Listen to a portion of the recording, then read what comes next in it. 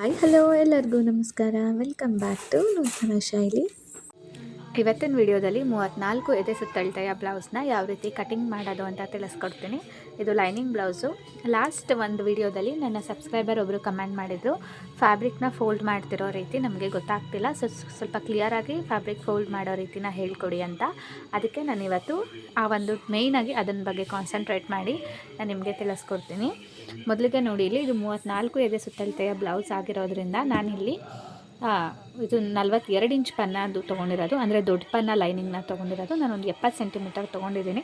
ಇದರಲ್ಲಿ ಇವಾಗ lining ಬ್ಲೌಸ್ನ cut ಮಾಡೋಣ. ಮೊದಲಿಗೆ ನೋಡಿ, ಇಲ್ಲಿ ನಾವು ಈ ಥರ ಏನು ತೊಗೊಂಬರ್ತೀವಿ ಅದನ್ನು ನೀಟಾಗಿ ಓಪನ್ ಮಾಡ್ಕೊಬೇಕು. ಓಕೆನಾ? ಇಲ್ಲಿ ನೋಡಿ, ಎಡ್ಜಸ್ಗಳು ಇಲ್ಲಿದೆ. ಓಕೆನಾ? ಇದು ಎಡ್ಜಸ್ಸು. ಈ ಕಡೆ ಫೋಲ್ಡೆಡ್ ಪಾರ್ಟ್ ಇದೆ. ನನಗೆ ಇಲ್ಲಿಂದ ಇಷ್ಟೇ ಉದ್ದ, ಇಲ್ಲಿ ಈ ಕಡೆಯಿಂದ ಇಷ್ಟುದ್ದ ಇದೆ ಅಷ್ಟೇ. ನನಗೆ ಇಷ್ಟುದ್ದ ಇದೆ, ಇಲ್ಲಿಂದ ಇಷ್ಟೇ ಉದ್ದ ಇರೋದು ನನಗೆ ಫ್ಯಾಬ್ರಿಕ್ಕು. ಅಂತ ದುಡ್ದೇನಿಲ್ಲ, ಯಾಕಂದರೆ ಇದು 70 ಸೆಂಟಿಮೀಟರ್ ಅಲ್ವಾ, ಅಷ್ಟೇ. ಇವಾಗ 34 ಎದೆ ಸುತ್ತಳತೆ ಅಂದರೆ 4ನೇ ಒಂದು ಭಾಗ ತೊಗೊಂಡ್ರೆ ನಮಗೆ 8.5 ಇಂಚ್ ಬರುತ್ತೆ. ಓಕೆನಾ? 8.5ನ 4 ಮಾಡಿದ್ರೆ, ಅಂದರೆ ಡಬಲ್ ಮಾಡಿದ್ರೆ 4ನೇ ಒಂದು ಭಾಗ, 34ಅಲ್ಲಿ 4ನೇ ಒಂದು ಭಾಗ ಅಂದರೆ 8.5 ಪ್ಲಸ್ ಇವ್ರಿಗೆ 2 ಇಂಚ್ ಸ್ಟಿಚಿಂಗ್ ಮಾರ್ಜಿನ್ ಬೇಕು. ಸೊ 9.5, 10.5ನ ನಾನು ತೊಗೋಬೇಕಾಗಿರುತ್ತೆ.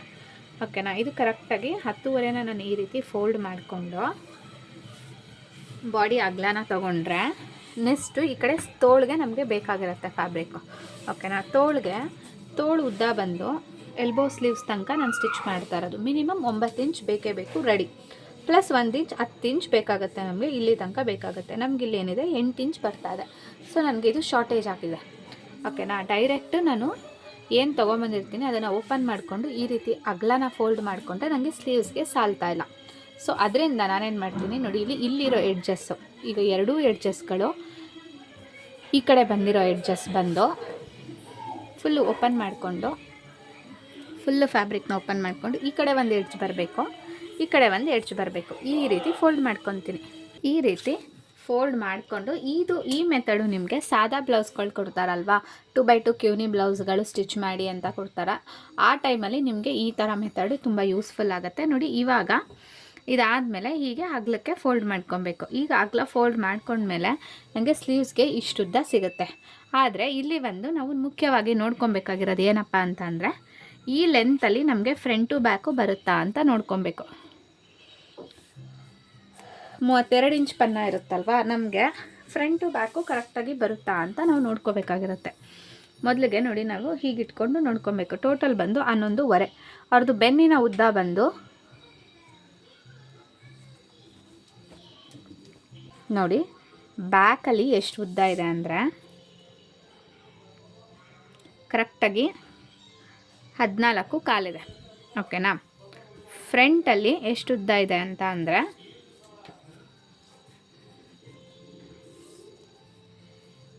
ಹಿಂಗೆ ಎಳೆದು ಇಟ್ಕೊಂಡ್ರೆ 11.25 ಇಂಚ್ ಬರುತ್ತೆ. ಸೊ 14 ಕಾಲ್ಗೆ 1 ಇಂಚ್ ಸ್ಟಿಚಿಂಗ್ ಮಾರ್ಜಿನ್ನ ಸೇರಿಸಿದ್ರೆ 15 ಕಾಲು. ಓಕೆನಾ?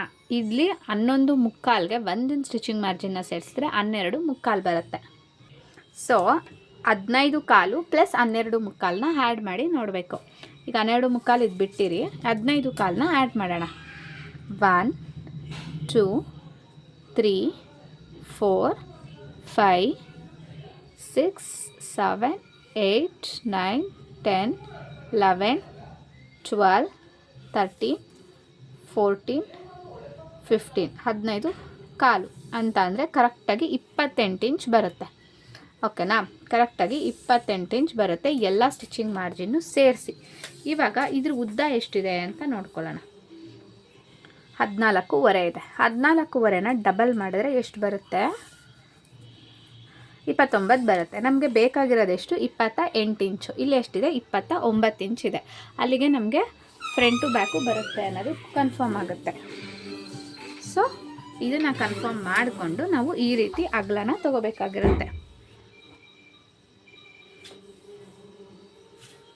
ಓಕೆನಾ. ಇದನ್ನು ನೀವು ಮಿಸ್ ಮಾಡಬೇಡಿ. ಸುಮ್ಮನೆ ಇನ್ನೊಂದು ಥರ ಇವಾಗ ನಮಗೆ ಈ ಥರ ಗೊತ್ತಾ ಆಗಲಿಲ್ಲ ಅಂದ್ಬಿಟ್ಟು ಮತ್ತೊಂದು ಥರ ಇವಾಗ ನಾನು ಈ ರೀತಿ ಫೋಲ್ಡ್ ಮಾಡ್ಕೊಂಡೆ ನೋಡಿ, ಈ ರೀತಿ ಫೋಲ್ಡ್ ಮಾಡಿಕೊಂಡು ಸುಮ್ಮನೆ ಬ್ಲೈಂಡಾಗಿ ಕಟ್ ಮಾಡಿಬಿಡಬಾರ್ದು. ಇವ್ರದ್ದು ಬೆನ್ನಿನ ಉದ್ದ ಎಲ್ಲ ಕಮ್ಮಿ ಇರೋದ್ರಿಂದ ಸಾಲ್ತಾ ಇದೆ. ಅದೇ ನೀವು ತೊಗೊಳ್ಳೋ ಬ್ಲೌಸ್ ಏನಾದರೂ 40 ಇಂಚ್ ಏನಾದ್ರು ಇದ್ದು ಅದ್ರದ್ದು ಬೆನ್ನು ಉದ್ದ ಜಾಸ್ತಿ ಆಬ್ವಿಯಸ್ಲಿ ಇದ್ದೇ ಇರುತ್ತೆ, ಜಾಸ್ತಿ ಇದ್ದೇ ಇರುತ್ತೆ. ರೆಡಿನೇ ಒಂದು 15-15.5 ಇದ್ದಾಗ ನಿಮ್ಗೆ ಏನಾಗುತ್ತೆ ಆಬ್ವಿಯಸ್ಲಿ ಆವಾಗ ಈ ಥರ ಇದು ಸಾಲೋದಿಲ್ಲ. ಆವಾಗ ನೀವು ಪನ್ನನೇ ಅಂದರೆ ನೀವು 80 ಸೆಂಟಿಮೀಟರಲ್ಲಿ ನಾವು ಬಟ್ಟೆ ಹೊಲಿತೀವಿ ಅಂತ ನೀವು ಮಾಡೋದಕ್ಕಾಗೋದಿಲ್ಲ, 1 ಮೀಟರೇ ತೊಗೊಬೇಕಾಗಿರುತ್ತೆ. ಓಕೆನಾ. ಈ ರೀತಿ ಮಡಿಸ್ಕೊಂಡಾದಾಗ ಈ ರೀತಿ ಒಂದು ಸತಿ ಕ್ರಾಸ್ ಚೆಕ್ ಮಾಡಿಕೊಂಡೇ ನೀವು ನೆಕ್ಸ್ಟ್ ಸ್ಟೆಪ್ಗೆ ಹೋಗಬೇಕು. ಇವಾಗ ಬಾಡಿ ಅಗಲ ಎಷ್ಟು 8.5 ಇತ್ತು, 8.5ಗೆ 2 ಇಂಚ್ ಸ್ಟಿಚಿಂಗ್ ಮಾರ್ಜಿನ್ನ ಸೇರಿಸ್ತೀನಿ ಅಂತ ನಾನು ಅಂದಿದ್ದೆ. ಸೊ 10.5ಗೆ ಇವಾಗ ಕಟ್ಟಿಂಗ್ನ ಮಾಡ್ಕೊಳ್ಳೋಣ.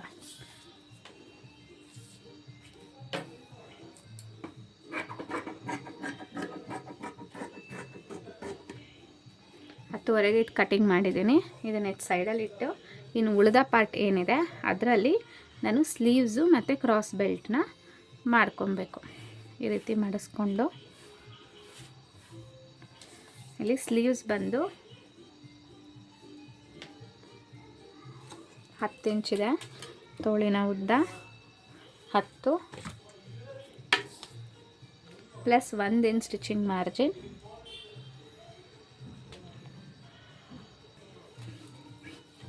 ಇನ್ನು ಈ ಕಡೆ ಆ ಕಡೆ 11 ಇಂಚ್ ಇರೋದ್ರಿಂದ ಒಂದು 3 ಇಂಚು ಅಥವಾ 2.25ಇಂದ 3 ಇಂಚ್ ತೊಗೊಬೋದು. ಆಂಬೋಲ್ ರೌಂಡಿಂಗ್ ಬಂದು 8 ಇದೆ. ಈ ಕಡೆ ಸ್ಟ್ರೈಟಾಗಿ ನಾನು 7.5ಗೆ ಮಾರ್ಕ್ ಮಾಡ್ತೀನಿ. ಓಕೆನಾ. ಇವಾಗ ಶೇಪ್ನ ಕೊಟ್ಕೊತೀನಿ.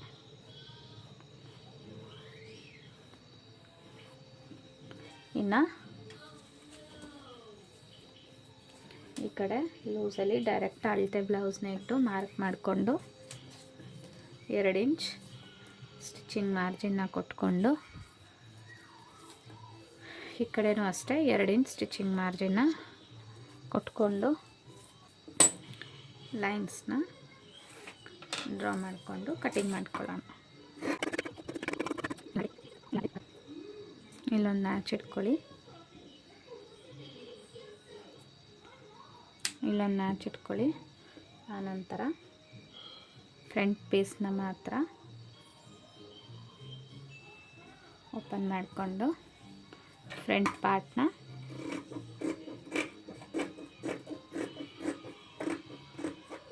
ಕಟ್ ಮಾಡ್ಕೋಬೇಕು. ಇದು ಫ್ರಂಟ್ ಗೊತ್ತಾಗಲಿ ಅಂತ ಇಲ್ಲಿ ಇನ್ನೊಂದು ಮ್ಯಾಚ್ ಇಟ್ಕೊತೀನಿ. ಇಷ್ಟೇ ಸ್ಲೀವ್ಸ್ದು ಕಟ್ಟಿಂಗು. ಇಲ್ಲಿ ಏನಿದೆ ಕ್ರಾಸ್ ಬೆಲ್ಟ್ ಮೆಷರ್ಮೆಂಟು, ಈ ಕಡೆ ಹುಕ್ಸ್ ಪಟ್ಟಿ ಕಡೆಯಿಂದನೇ ಮೆಷರ್ಮೆಂಟ್ ತೊಗೊಳ್ಳಿ. 3/4, 2.25, 2.25, ಕಾಲಿಗೆ 4.25, 2.25ಗೆ 3.25. ಈ ಕಡೆನೂ ಎಷ್ಟು ಬಂದಿದೆಯೋ 3.5 ಬರ್ತಾಯಿದೆ, 1/4 ಇಂಚು ಪರವಾಗಿಲ್ಲ, ಅಷ್ಟನ್ನೇ ತೊಗೋತೀನಿ. ನಾನು ಫ್ರಂಟ್ ಡಾಟ್ ಕಡೆಗೆ ಬಿಟ್ಕೊತೀನಿ, ಅಂದರೆ ಬಾಡಿ ಪೀಸ್ ಕಟ್ ಮಾಡ್ತೀವಲ್ಲ ಆ ಕಡೆಗೆ ಅದನ್ನು ತಗೋತೀನಿ. ಈ ರೀತಿ ಮಾರ್ಕ್ ಮಾಡಬೇಕು. ನಾನು ಬರೀ ಫಸ್ಟ್ 2 ಪೀಸ್ನೇ ಕಟ್ ಮಾಡ್ಕೊತೀನಿ. ಇಲ್ಲಿ ಇಷ್ಟುದ್ದ ಅವಶ್ಯಕತೆ ಇಲ್ಲ, ಇಷ್ಟಾದರೆ ಸಾಕು. ಇನ್ನೆರಡು ಪೀಸ್ನ ಸ್ವಲ್ಪ ದೊಡ್ಡದಾಗಿ ಕಟ್ ಮಾಡ್ಕೊತೀನಿ.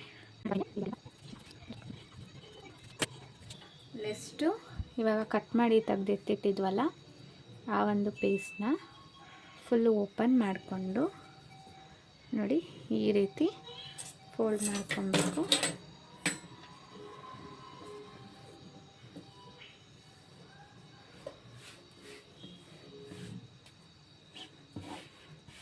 ಫೋಲ್ಡ್ ಮಾಡಿಕೊಂಡು ಕೆಳಗಡೆಯಿಂದ 14.25 ರೆಡಿ ಇತ್ತು, 14.25ಗೆ 1 ಮಾರ್ಕಿಂಗು, ಆನಂತರ 1 ಇಂಚು ಸ್ಟಿಚಿಂಗ್ ಮಾರ್ಜಿನು, 15.25ಗೆ ಮಾರ್ಕ್ ಮಾಡಿ ಇನ್ನು ಮಿಕ್ಕಿದ್ದನ್ನು ಈ ರೀತಿ ಫೋಲ್ಡ್ನ ಮಾಡ್ಕೊಬೇಕು. ಓಕೆನಾ. 15 ಕಾಲು ಕರೆಕ್ಟಾಗಿ ಬರ್ತಿದೆಯಾ ಒಂದ್ಸಲಿ ಕ್ರಾಸ್ ಚೆಕ್ ಮಾಡ್ಕೊಳ್ಳಿ. ಇಲ್ಲಿ 12 ಮುಕ್ಕಾಲು ಬಂದರೆ ಸಾಕು.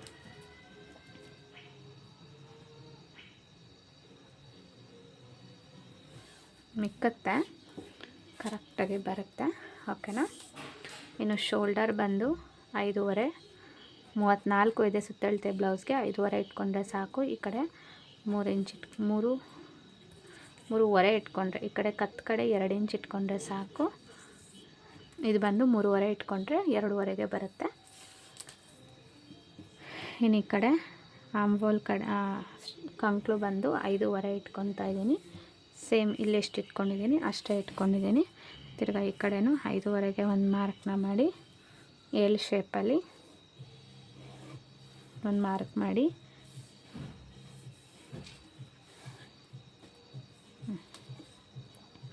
ಈ ಕಡೆ ಕಾರ್ನರಿಂದ 1 ಇಂಚ್ಗೆ ಒಂದು ಮಾರ್ಕು, ಆನಂತರ 3/4 ಇಂಚ್ಗೆ ಒಂದು ಮಾರ್ಕು. ಬಾಡಿ ಅಗಲ ಬಂದು 8.5 ರೆಡಿ ಇದೆ, ಅದನ್ನು ಹಾಕ್ಕೊಂಡಿದ್ದೀನಿ.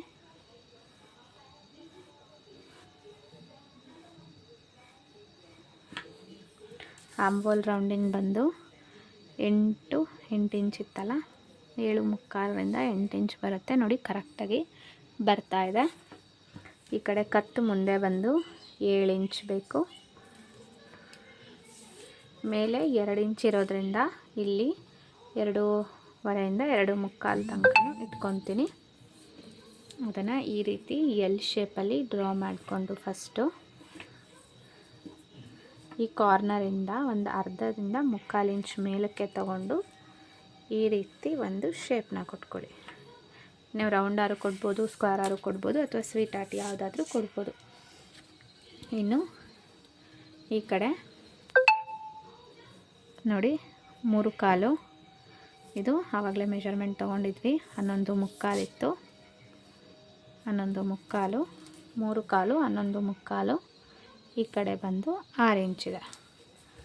ಓಕೆನಾ. ಇಲ್ಲಿ 3/4. ಓಕೆ, 3/4 ಮಾಡಿದೆ ಅಲ್ಲ, ಇಲ್ಲಿ ನೋಡಿ 3/4 ಇತ್ತಲ್ಲ, 3/4 ಪ್ಲಸ್ 1 ಇಂಚು, ಸೊ ಟೋಟಲ್ 4/4ಗೆ ಮಾರ್ಕ್ನ ಮಾಡಬೇಕು. ಓಕೆ, ನೆಕ್ಸ್ಟು 11.75 ರೆಡಿ ಇತ್ತು, 11.75ಗೆ 1 ಇಂಚ್ ಸ್ಟಿಚಿಂಗ್ ಮಾರ್ಜಿನ್ ಸೇರಿಸಿ 12.75 ಮಾಡಬೇಕು. ಈ ಕಡೆ 6 ಇಂಚ್ ಇತ್ತು, 6ಕ್ಕೆ 1 ಇಂಚ್ ಸ್ಟಿಚಿಂಗ್ ಮಾರ್ಜಿನ್ ಸೇರಿಸಿ 7 ಇಂಚು. ಮತ್ತು ನನಗೆ ಕ್ರಾಸ್ ಬೆಲ್ಟಲ್ಲಿ ಸ್ವಲ್ಪ ಕಮ್ಮಿ ಬಂದಿತ್ತು, 1/4 ಇಂಚು, ಅದನ್ನು ನಾನು ಇಲ್ಲಿ ಸೇರಿಸ್ಕೊತೀನಿ. ಸೊ ಇದನ್ನು 12.75 ಅಂದರೆ 7/4ಗೆ ಮಾರ್ಕ್ ಮಾಡ್ತೀನಿ. ಇನ್ನು ಈ ಕಡೆ ಯಾವುದಕ್ಕೆ ಡಾಟ್ ಹಿಡಿಯೋದಕ್ಕೆ, ಮೇನ್ ಡಾಟ್ ಹಿಡಿಯೋದಕ್ಕೆ 2.5, 1/4, 1/4 ಒಂದು ಸ್ಟ್ರೈಟಾಗಿ ಲೈನ್ನ ಡ್ರಾ ಮಾಡ್ಕೊಬೇಕು ಇಲ್ಲಿಂದ ಇಲ್ಲಿಗೆ. ಆನಂತರ ಈ ಫಸ್ಟ್ ಮಾರ್ಕಿಂಗಿಂದ ಇಲ್ಲಿಗೆ ಲೈನ್ನ ಡ್ರಾ ಮಾಡಿಕೊಂಡ್ರೆ ಆಯಿತು. ಮತ್ತು ಈ ಎಲ್ ಶೇಪಿಂದ ಒಂದು 3/4 ಇಂಚಿಗೆ ಒಂದು ಮಾರ್ಕ್ನ ಹಾಕ್ಕೊಳ್ಳಿ. ಇಷ್ಟೇ ಫ್ರಂಟ್ ಮಾರ್ಕಿಂಗ್. ಸೊ ಇಲ್ಲೊಂದು ನ್ಯಾಚು, ಇಲ್ಲೊಂದು ನ್ಯಾಚು, ಇಲ್ಲೊಂದು ನ್ಯಾಚು, ಇದಾಗ್ತಂಗೆ ಟರ್ನ್ ಮಾಡಿಕೊಂಡು ಫಸ್ಟು ಮೇಲ್ಗಡೆ ಮಾರ್ಕಿಂಗ್ನ ಕಟ್ ಮಾಡ್ಕೊಬೇಕು. ಆನಂತರ ಇಲ್ಲೊಂದು ನ್ಯಾಚಾರು ಹೊಡ್ಕೊಳ್ಳಿ, ಅಥವಾ ಹಿಂಗೆ ಫುಲ್ಲಾರು ಕಟಿಂಗ್ ಮಾಡಿಬಿಡಿ, ಹೆಂಗಿದ್ರು ಓಕೆ. ಅದಾಗ್ತಿದ್ದಂಗೆ ಫ್ರಂಟ್ ಪೀಸ್ನ ತೆಗೆದು ಇಲ್ಲಿಂದ ಹೀಗೆ ನೀಟಾಗಿ ಕಟ್ ಮಾಡ್ಕೊಬೇಕು. ಅದಾಗ್ತಿದ್ದಂಗೆ ಇಲ್ಲೊಂದು ನ್ಯಾಚು, ಹಾಗೆ ಇಲ್ಲಿ 3/4 ಇಂಚಿಗೆ ಒಂದು ಮಾರ್ಕ್ ಮಾಡಿದ್ವಲ್ಲ, ಅಲ್ಲಿ ಒಂದು ನ್ಯಾಚು. ಓಕೆ, ಅದಾದಮೇಲೆ ಇದನ್ನು ಓಪನ್ ಮಾಡಿಕೊಂಡು ಇಲ್ಲಿ ಕಚ್ಚಿಡ್ಕೊಂಡು ಹೀಗೆ ಟರ್ನ್ ಮಾಡಿಕೊಂಡು ಫ್ರಂಟ್ ಕತ್ತನ್ನು ಟರ್ನ್ ಮಾಡ್ಕೊಳ್ಳೋಣ. ಓಕೆನಾ. ಅದಾದಮೇಲೆ ಇಲ್ಲಿ ಓಪನ್ ಮಾಡ್ಕೊಳ್ಳಿ. ಇಷ್ಟೇ ಫ್ರಂಟ್ ಕಟ್ಟಿಂಗು. ಇನ್ನು ಡಾಟ್ ಹಿಡಿಯೋದಕ್ಕೆ ಇಲ್ಲಿಂದ 2 ಇಂಚಿಗೆ ಒಂದು ಮಾರ್ಕಿಂಗ್ ಮಾಡ್ಕೊಳ್ಳಿ.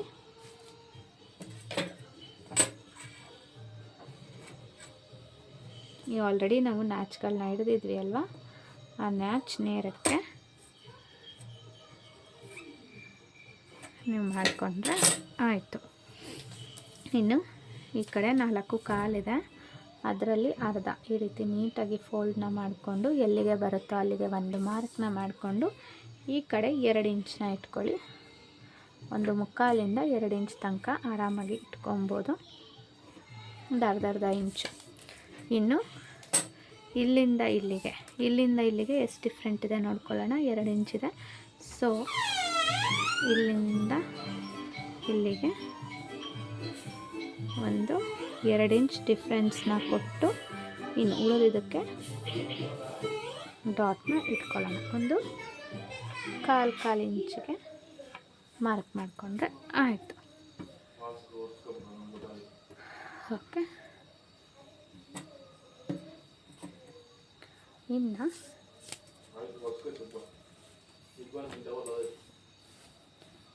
ಕೆಳಗಡೆಯಿಂದ 4.25 ಇದೆ. 4.25ಗೆ 1 ಇಂಚ್ ಸ್ಟಿಚಿಂಗ್ ಮಾರ್ಜಿನ್ ಸೇರಿಸಿ 5.25 ಇಟ್ಕೊಳ್ಳಿ.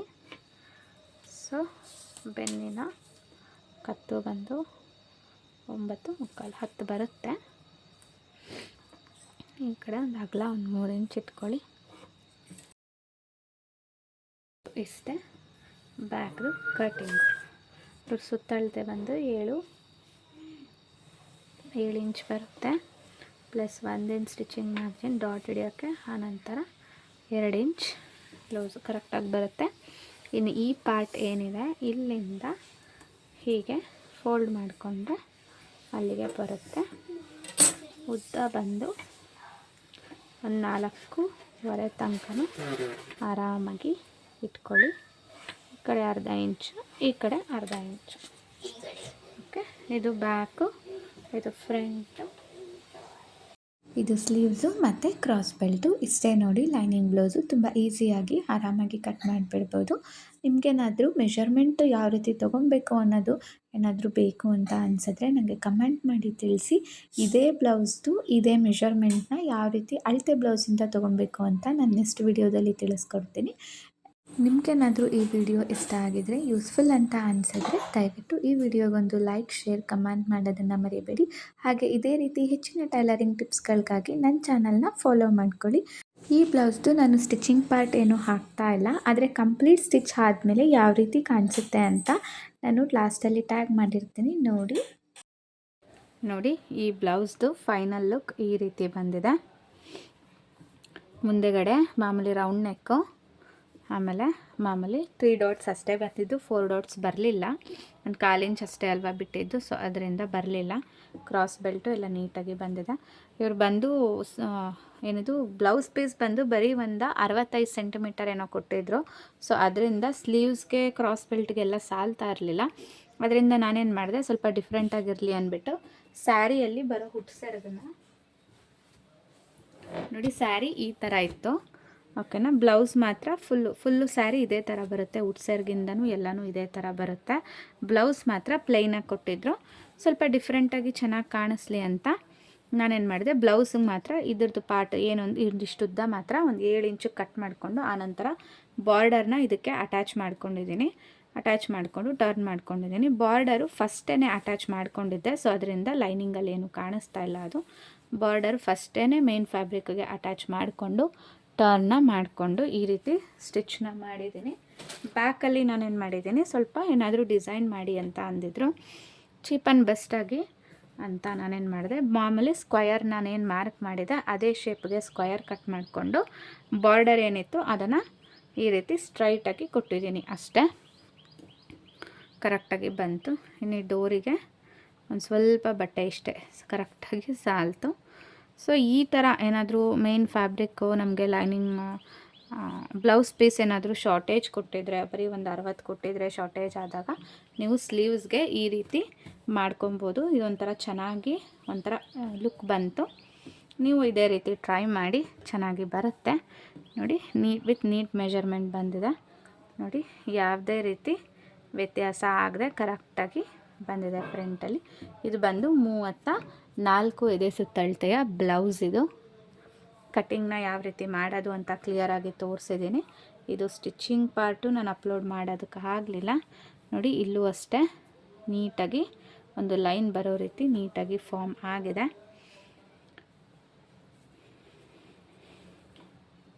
ಎರಡು ಕಡೆನೂ ಚೆನ್ನಾಗಿ ಕರೆಕ್ಟಾಗಿ ಬಂದಿದೆ. ನೀವು ಇದೇ ರೀತಿ ಫಾಲೋ ಮಾಡಿ. ಸ್ಟಿಚಿಂಗ್ ಪಾರ್ಟ್ನ ಹಾಕೋಕ್ಕಾಗಲಿಲ್ಲ ಯಾಕಂದರೆ ತುಂಬ ಅರ್ಜೆಂಟ್ ಇತ್ತು. ಸೊ ಅದರಿಂದ ಸ್ಟಿಚಿಂಗ್ ಪಾರ್ಟ್ನ ನಾನು ಬೇರೆ ಬ್ಲೌಸ್ದು ಹಾಕ್ತೀನಿ. ಈ ಪರ್ಟಿಕ್ಯುಲರ್ ಬ್ಲೌಸ್ದು ಹಾಕೋದಕ್ಕೆ ಆಗಲಿಲ್ಲ. ವಿಡಿಯೋ ಇಷ್ಟ ಆಗಿದರೆ ಪ್ಲೀಸ್ ಒಂದು ಲೈಕ್, ಶೇರ್, ಕಮೆಂಟ್ ಮಾಡೋದನ್ನು ಮರಿಬೇಡಿ. ಇದೇ ರೀತಿ ತುಂಬ ಜನಕ್ಕೆ ಈ ವಿಡಿಯೋಸ್ಗಳನ್ನ ಶೇರ್ ಮಾಡಿ, ಅವ್ರಿಗೂ ಸಹ ಯೂಸ್ಫುಲ್ ಆಗುತ್ತೆ. ನೀವು ಶೇರ್ ಮಾಡೋದ್ರಿಂದ ನನಗೂ ಒಂದು ಮೋಟಿವೇಶನ್ ಸಿಗುತ್ತೆ. ಲೈಕ್ ಮಾಡಿ, ಹೈಪ್ ಬಟನ್ ಕೊಟ್ಟಿದ್ದಾರೆ, ಪ್ಲೀಸ್ ಹೈಪ್ ಬಟನ್ನ ಕ್ಲಿಕ್ ಮಾಡಿ, ಲೈಕ್ ಮಾಡಿ. ಸೊ ಅದರಿಂದ ನನಗೂ ಒಂದು ಮೋಟಿವೇಶನ್ ಸಿಗುತ್ತೆ. ವಿಡಿಯೋ ನೋಡಿದ್ದಕ್ಕಾಗಿ ಧನ್ಯವಾದಗಳು. Thank you.